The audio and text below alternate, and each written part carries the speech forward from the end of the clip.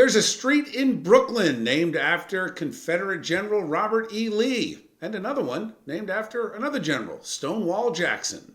They're on the Fort Hamilton Army Base, where the generals were stationed in the 1840s.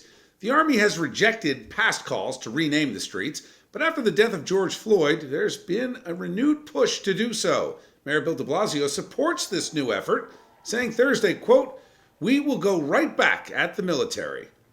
All right, let's see what our Opinion Zone panel thinks of this. LISA DURDEN, social commentator, and Bob Bianchi, former prosecutor, now defense attorney. LISA, I'll start with you. My question is this just guilty politicians looking for low-hanging fruit to grab a headline instead of solving the real problems that are impacting the Black and brown communities in New York?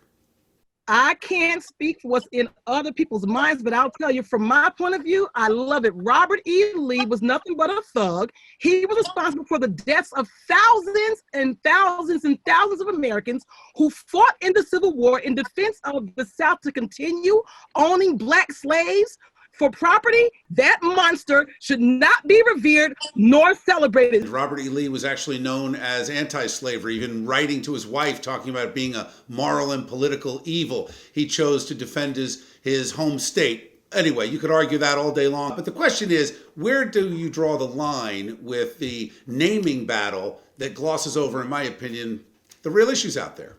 I think that this is legitimate in my mind. I mean, this is somebody who, and I don't disagree with your opinion about the facts of the situation, but to this community that have been victimized with racism in the past and to today, it's kind of like a sore thumb. It's almost like having Guinea Tea T-shirt, Guinea Tea Street for an Italian community. So if this bothers them, I know it's a poor analogy, stretched analogy, but if it bothers them and they get removed, I'm glad you said that. There is no doubt that there's a huge influx of energy from the Black Lives Matter movement, and a lot of it has led to things like tearing down Columbus statues. As a matter of fact, in Columbus Circle, the Columbus statue had to be protected by the NYPD. I look at them as two different issues. I mean, one is involving the African-American community, the Black community that is going out and lawfully asking its politicians to rename a street. And the other one with Columbus is vandalism and is a crime. So I look at these things as two different issues here.